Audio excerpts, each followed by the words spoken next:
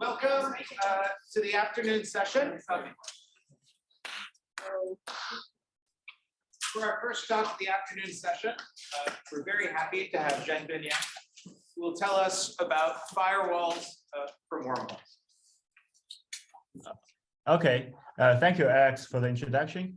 I'm very happy to give a talk at this workshop.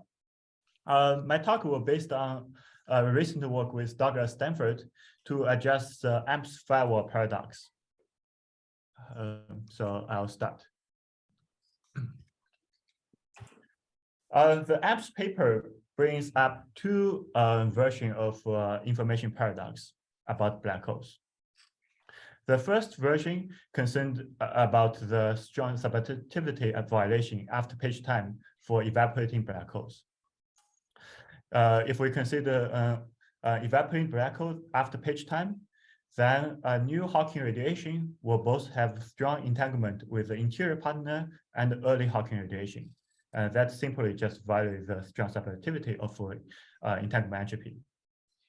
This version of the paradox has been adjusted by using the ER equal to EPR idea, or more recently using the quantum Schumann island formula. I would say, to me, I have it's a satisfactory answer that this paradox being resolved by saying the interior is part of the Hawking radiation, or A equal to RB. There's another version of the information paradox raised in the AMPS paper. Talks about non-evaporating black holes. That is whether typical states of black holes have firewall or not. One of the arguments in that paper goes as follows. Let's consider in a energy window and start with a state per psi that have a smooth horizon. Formally, that means one can write the per psi as a special entangled state between B and B tilde, where B and B tilde are the exterior and interior render modes. Now let's start with this per psi state. We can act with a unitary operator that commute with a Hamiltonian. Here, this unitary operator I denoted as U of theta is the exponential of the number operator of the B mode. From the classical field analysis, one can argue that the number operator commute with ADM mass, and therefore acting on this U theta should not change the energy of the state. But this do break the entanglement pattern between B and B tilde.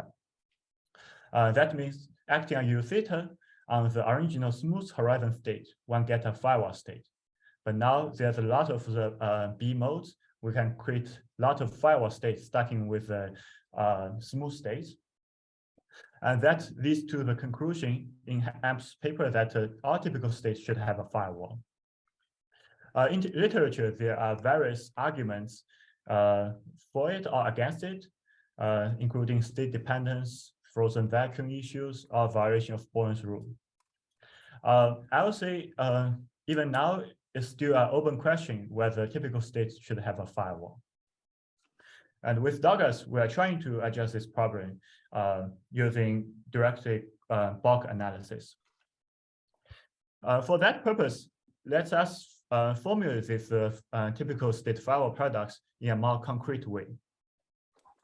Let's consider we start with a T equal to 0 thermofield double state and acting with a perturbation W on the left-hand side, represented by this red dot. And we consider we jump into the black hole from the right-hand side at different times.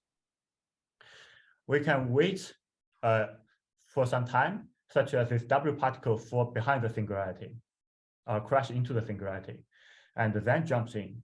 Then the classical Penrose diagram will give us a result that the infaller should experience a smooth horizon. That is represented from the left-hand side diagram. Or we can jump in at an early time, t less than 0. Then we will meet this W particle before it hits the singularity. Moreover, the scattering becomes stronger when the time separation becomes larger. And effectively, after scrambling time, the probable time for infaller cross the horizon and hit the singularity will vanish. Effectively, we will call this as a firewall state. So this classical answer that it's safe to jump in at a later time and dangerous at jumping at early time is what given by GR, but have a tension with quantum mechanics. The reason being, the black hole have a finite horizon, and that means it have a finite degree of freedom. And if we evolve the time longer than e to the s, then both states as a quantum state become a typical state in the quantum system. And this classical picture gives us two distinguished descriptions for the typical state of a black hole. And something must go wrong. Another perspective of this is that when we evolve this state with different times, we got different interior sizes. Like the interior of the black hole is expanding when we evolve time for the future. Effectively, every thermal time scale, we got a new state. And when t is bigger than e to the s, we simply get too many box states. And so we expect there's a deviation from the classical geometry from quantum mechanics. So what will be the answer for infaller to jumping at a very late time black hole, namely a late time black hole where t is order e to the s? Based on the complexity equal to volume argument, Susskind make a conjecture. He says the typical state should have 50% chance of having a firewall.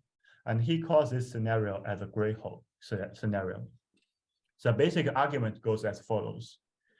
So if we jump into the smooth horizon state, one can look at the Einstein-Rosen bridge, the net size connecting the double particle and the infaller. And this volume grows with time when we increase in the time. And he interprets this as saying the complexity of the state is increasing. But if we jump in from the firewall state, as time evolves, the volume decreases, namely the complexity is decreasing. But for a typical state, the complexity should saturate. So it never increases or decreases, but stays a constant, or maybe with small fluctuations. That seems to suggest that it should have a 50% chance of having a firewall. In our work, so that means there's a surprise if we combine quantum mechanics with gravity, that for the infaller to see a different experience. So for example, if he jumps in this firewall state, there can be surprise that the infaller will meet singularity with a smooth horizon. Or it could be that the infaller jumps into the smooth state, but something happens that it meets a firewall.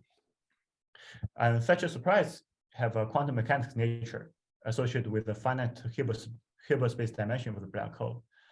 And our nature question is to ask, is there gravitational process that bring you such surprise? And that's mainly our work want to address. So far, are there any questions? Okay, if not, then let's continue. So now let's come to our work. So we propose a Bach mechanism to support the Susskind conjecture. Moreover, this Bach mechanism is based on the chaotic nature of the black hole.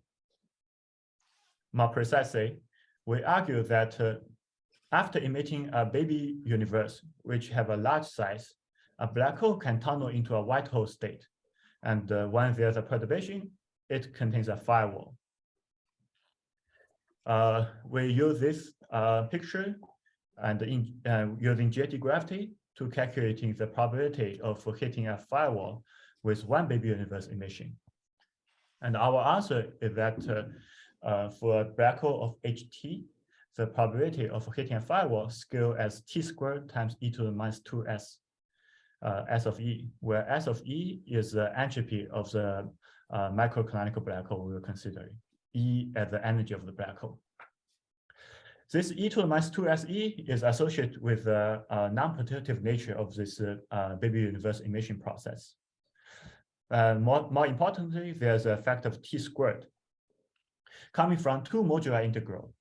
One of the modular integral corresponding to the size of the baby universe, changing the size of the baby universe, and another integral corresponding to the twist of the baby universe when we grew in bra and cat. And these two give us an effect of t squared. Importantly, this probability becomes order 1 when t scale with e to the s. And so this leads to a non-trivial probability to hit a firewall if one jumps into a late-time black hole.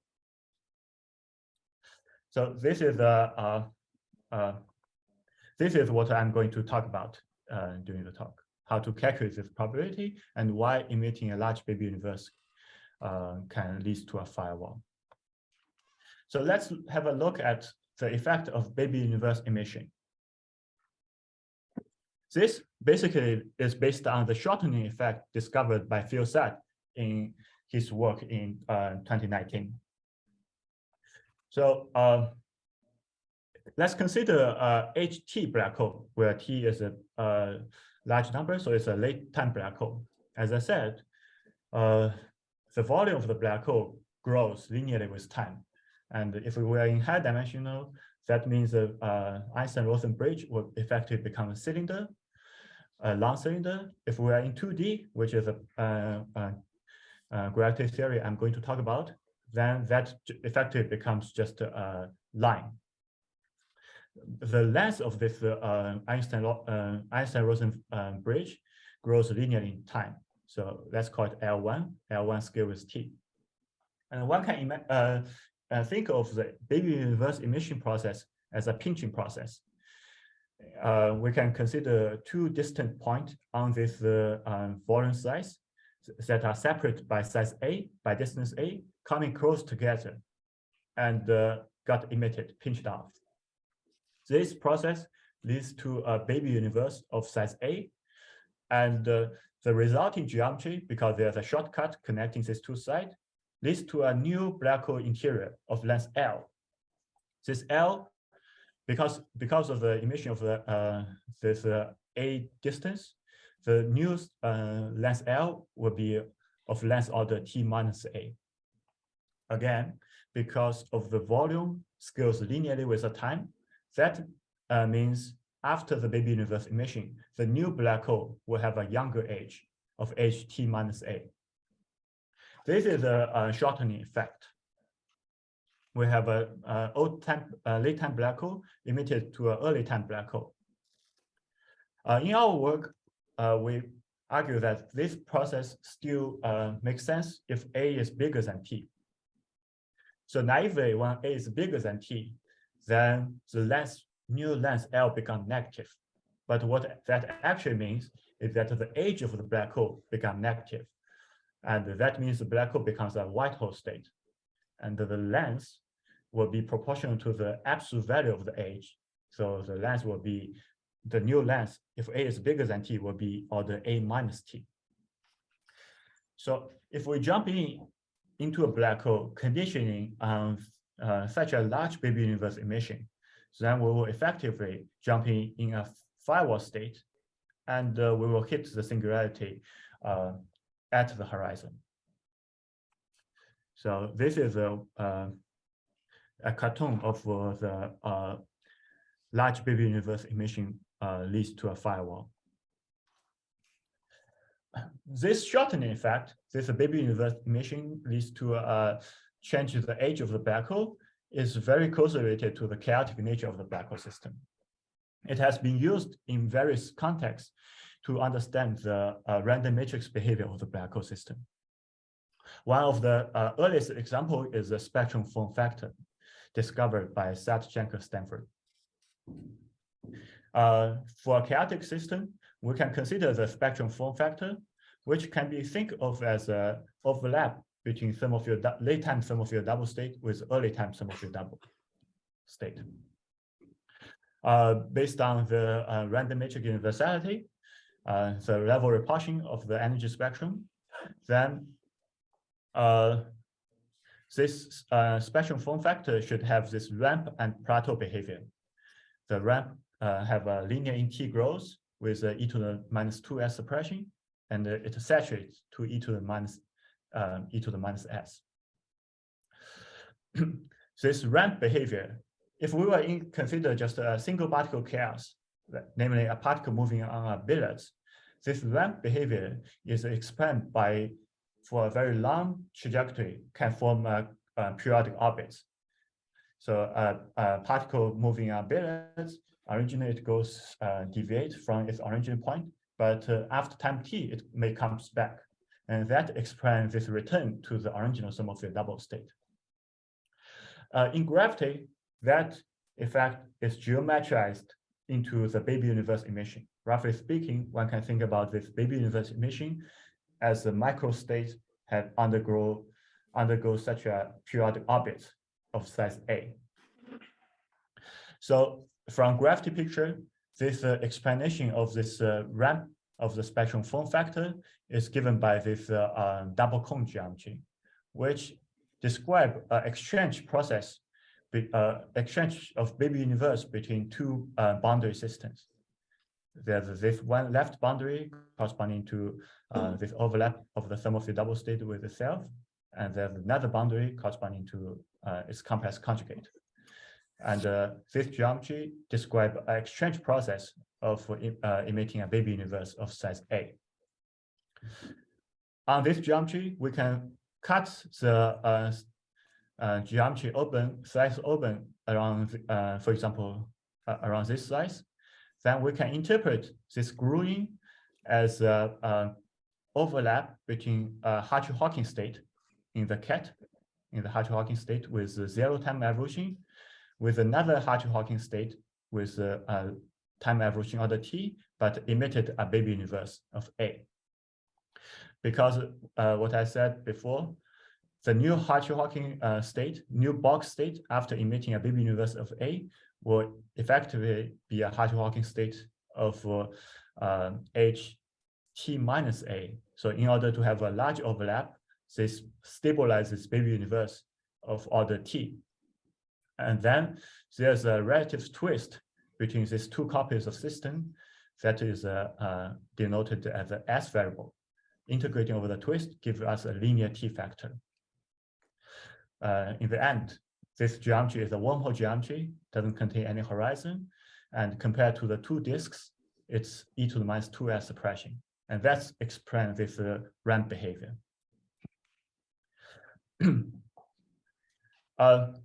Closely related to this spectrum form factor is Magasena's version of information paradox, which says that in an eternal black hole background, the two-point function should not decay forever if the system has finite Hilbert space dimension.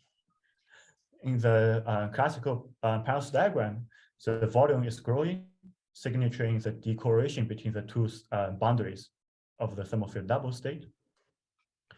But in order to for the two-point function not decay, then we want the wormhole get shorter again. So that's what discovered by Phil Saad. Basically, after baby universe emission, the volume of the two-sided black hole becomes shorter again. Namely, the two boundaries become recorrelated, and that leads to a large answer for the two-point function. I will spend one slide to discuss Phil's calculation because it's very relevant to our calculation. So Phil calculates this late-time two-point function in JT gravity. That only consists of one boundary, and it's coming from the geometry of a handle disk topology. So this is the asymptotic boundary, and we have a handle on this geometry. With this red and black dots are the two operators we inserted at the boundary. So at a boundary, we have Lorentzian time evolution, large Lorentzian time evolution IT, and here the cat with minus IT. On this geometry, there are different geodesic slicings. there's this L1 slice that homologous to the asymptotic boundary, which will have a length of order T. That's the original black hole state. Then this shaded region is a baby universe emission operator. It translates this L slice into a union of L with a closed universe A. This L, the length of L will be approximately L1 minus A if A is smaller than T. And then there's the same copy from the cat. We have the L2, which is order T, and then the same baby universe emission operator. And then these two baby universes are grouped together with a relative twist S. If we were considering this two-point function, then two-point function gets contribution from all the geodesics. So we will need to sum over L1, L, L2, and then there's also closed geodesics that are going through this baby universe. If we're cutting around those other L slices, we'll get a different baby universe emission picture. This is a mapping class group on this handle disk geometry. But Phil showed that if you sum over all these non-self-crossing geodesics, then this summation effectively cancel with the mapping class group.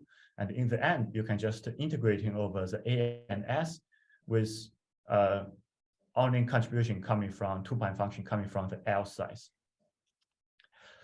And that leads to one exact answer for the two-point function, but we will not use that answer here.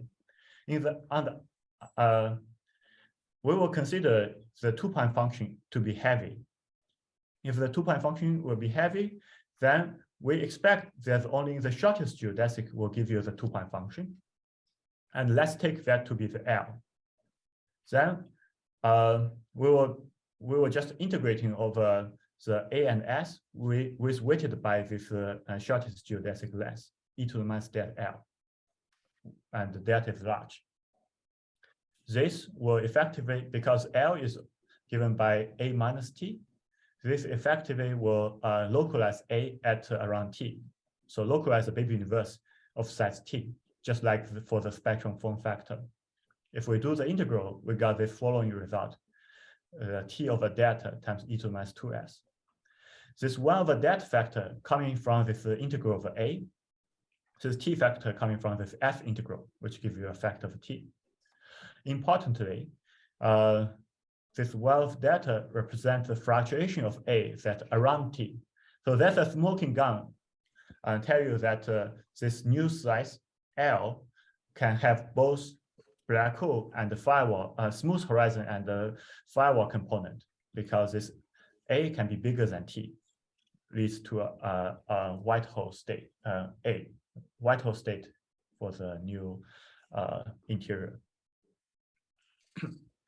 So our job is then to remove this two-point function and directly calculate the probability of the new slice to be a firewall state.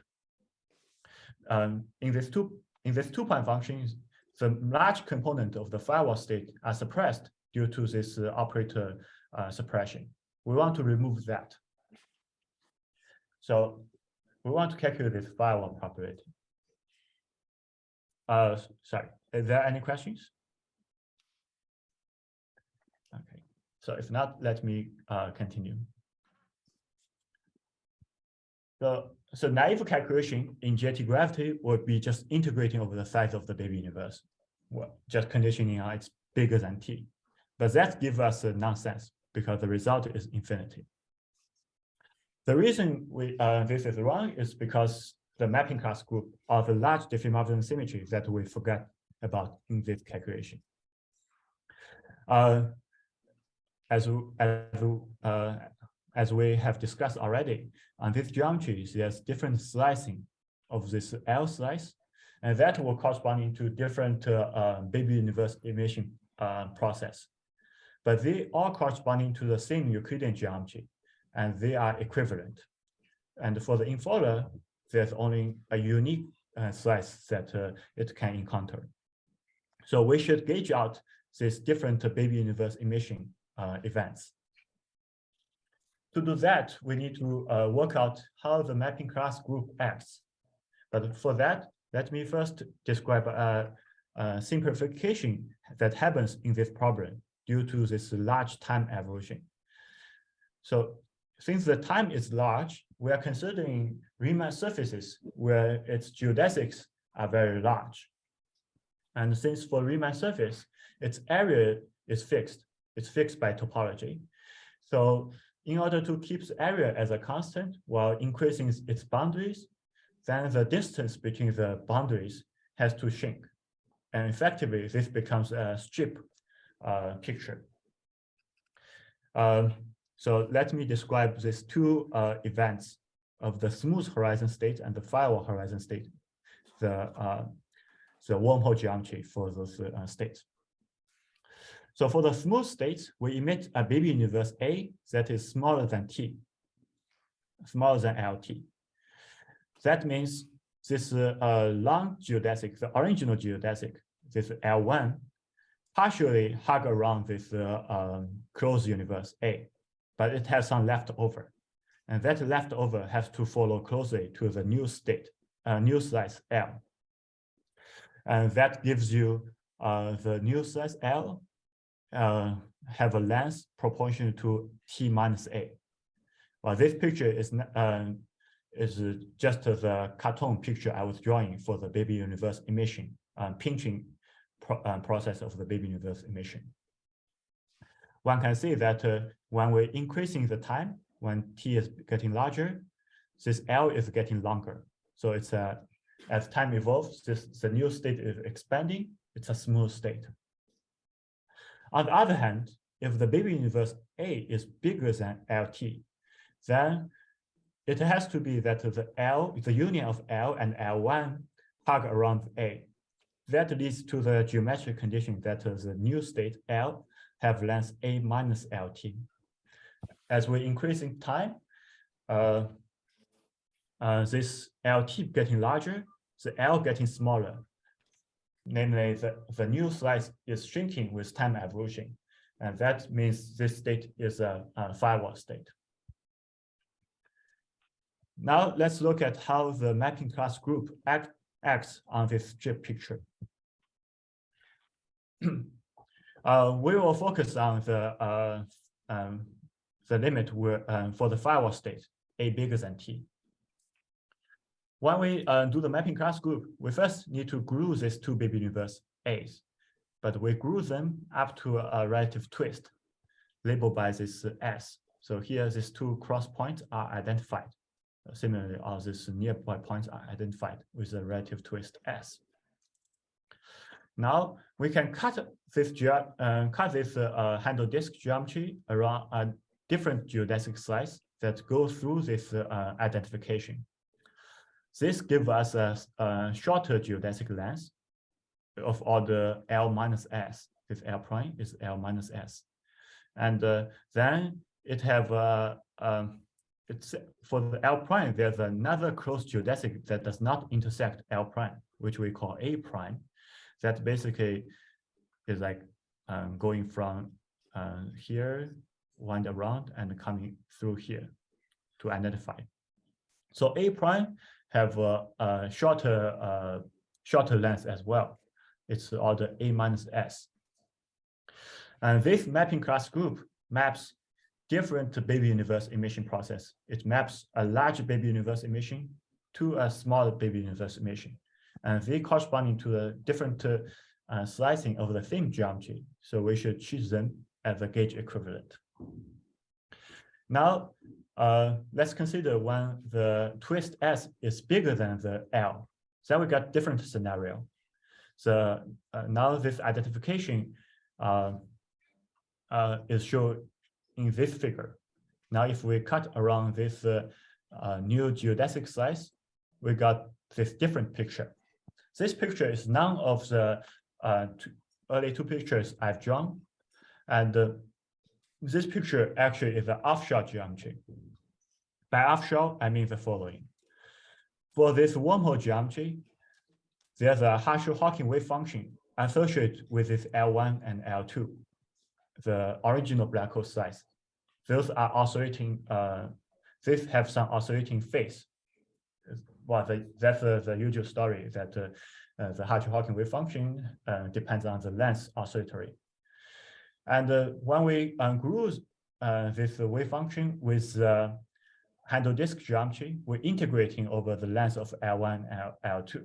That represent as integrating over the location of this red and black dots. In other words, it's represent integrating over this this angle of this red and black dot. On this left geometry, the length, the geodesic length, is non-analytic with respect to this angle, and that, after integrating over the angle, leads to a non-zero answer, leads to a non-zero saddle point. But for the right-hand geometry, the length is analytic with respect to these two angles. And after integration, this result vanishes, goes to zero. It's like a depth function integral. And that means this mapping class group truncates when the S is bigger than L. It relates different on-shell slicing, different on-shell slices by reducing the length of the on-shell slice until L is smaller than S. Geometrically, L smaller than S means on the L slice, there's a locality, no shortcut. So if S is smaller than L, like in this figure, then on this dashed line, there's two distant points on this L slice. Naively looks far apart on this L slice, but they are actually close together by going through this complex geometry, just like this the original L1 slice. But when it's truncated, then there's no shortcut on this dashed line on this L slice. So that means we can impose this no shortcut condition and to fix the mapping class group. So after we imposing this no shortcut condition, that requires S need to be bigger than L, and similarly A minus S need to be bigger than L. Together with the condition that L equal to A minus T, that impose a range of the S need to be bigger than A minus T and smaller than T. Yeah, just L equal to A minus T, that's the left-hand side, and A minus L is T. So that's this condition.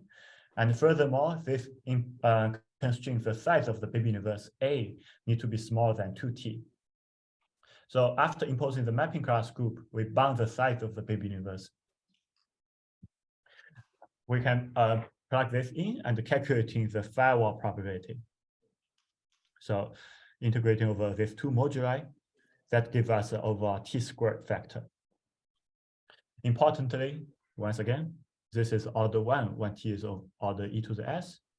So you may not be very lucky if you jump into the very old black hole. So that's about the firewall probability. And we can similarly consider the smooth horizon probability. For the smooth horizon geometry, the no shortcut condition automatically satisfied because here this length is 0. Any twist will be necessarily be bigger than the middle region of the L. And we're just integrating over A and S without with only constraint that A need to be smaller than T. Surprisingly, we got the same answer as the firewall probability. Interesting phenomenon is that when T is order e to the S, that's a time when the ramp becomes a plateau, terminates to plateau. Both probability becomes 1/2.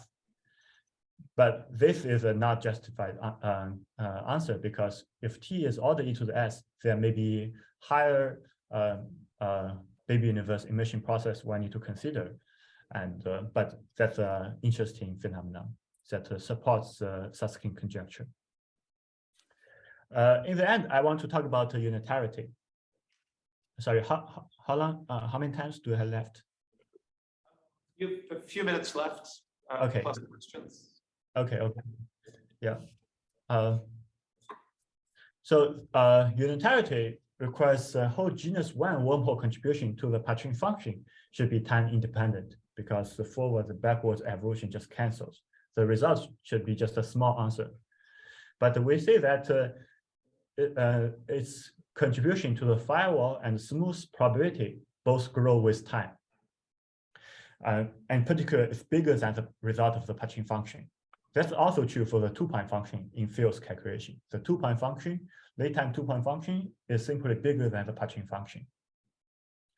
What that means is that there's a negative piece in this geometry that when you're calculating the patching function, it cancels the firewall and the smooth probability. But for the firewall problem, such a negative piece should cancel with a disk probability, such that we got a positive probability distribution. We study this negative piece in a simple problem, which is a three-hole geometry, not the handle disk geometry, but it's a three-hole geometry, where you also have this contribution of the firewall probability coming from baby universe emissions, but then you also have a negative piece coming from the correction to the Hartree-Hawking wave function from the topology change. This can be thought of as a quantum interference effect. And this minus sign have a very similar origin as a minus sign in the subreading one garden that in an early paper with Douglas we calculated. So if we're taking account of these two effects, then in the end we got a probability distribution of the age of the black hole for black hole interior for infalling observer. Let's call this age as eta. Then without any non-perturbative effects, this probability will be a dead function concentrated at the boundary time t. But after taking into account of this single baby universe emission process, then the probability of remaining at the boundary time becomes smaller, becomes 1 minus t squared e to the minus 2s, and it removes the probability and spread over into these various other states, range from minus t to t. And the probability of hitting a firewall coming from the integral, the probability mass coming from minus t to 0. That becomes order 1 when t is order e to the s. That's all. Thank you.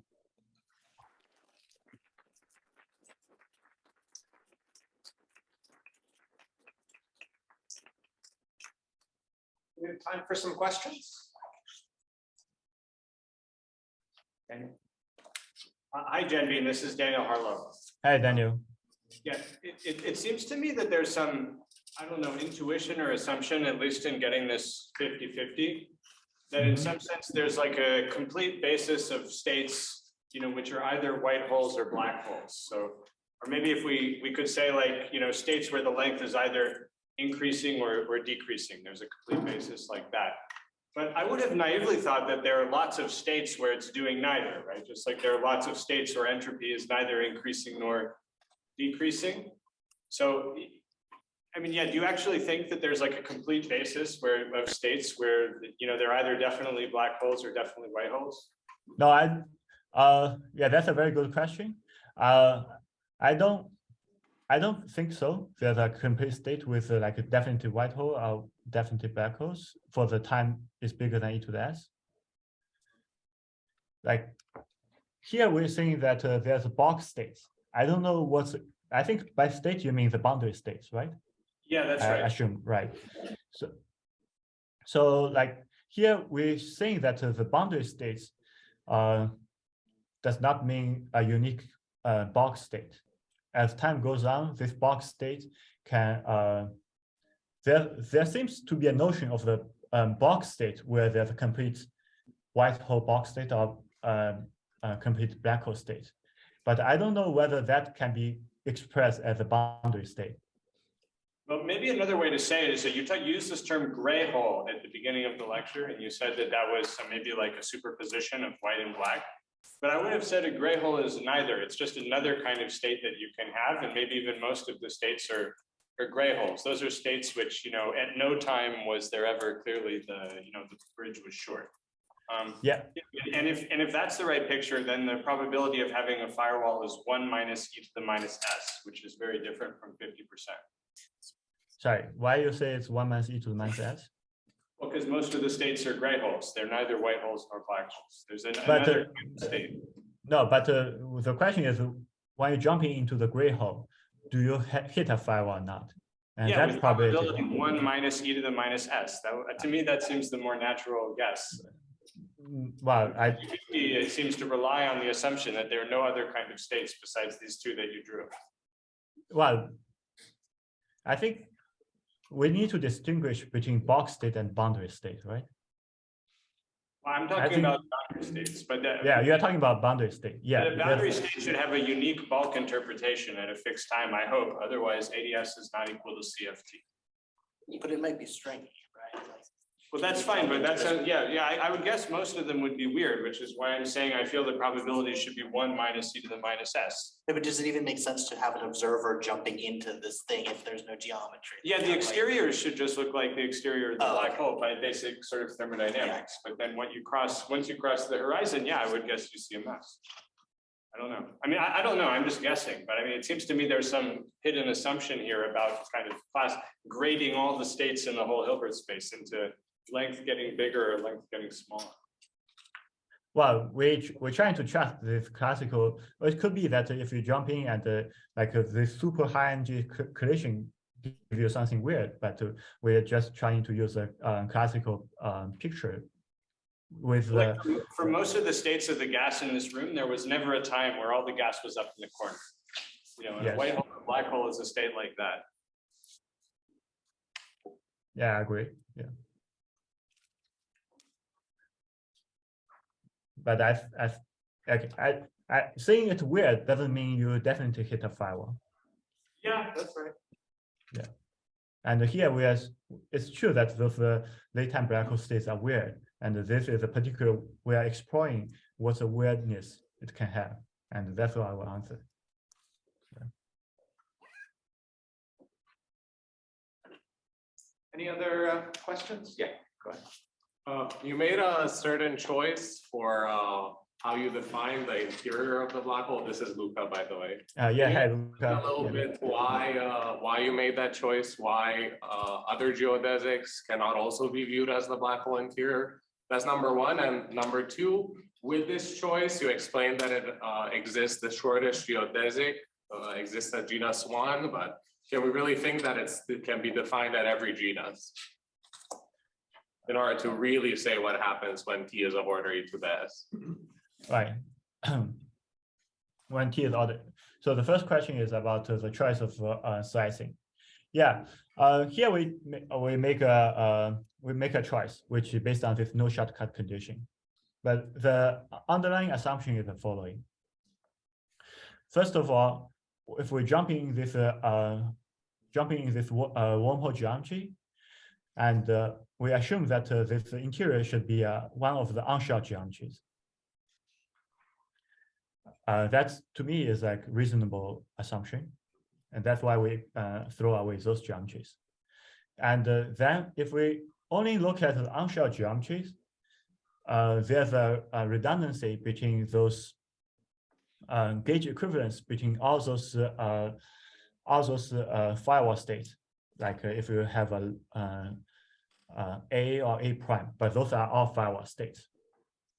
You can simply live with that by saying that, okay, now if they just firewall, we just count it without so we just count it as a hidden firewall. But furthermore, I think among those firewall states, what one really hit should be the one that have the shortest length, and that's basically because I think the interior should have a locality. Otherwise, I cannot trust if like something moving around this geodesic, but there's some like a shortcut. Why do I trust the classical description? That's the two assumptions I made. But yeah, But you can come up with other assumptions. Like, for example, you can just talk about choosing the shortest geodesic. And that, for example, will sometimes pick up those offshore geometries. So that will give you some different answer, but basically it only changes the prefactor, like change from 1/2 to something evolved with 3, I forget, but doesn't factor that it grows with t squared.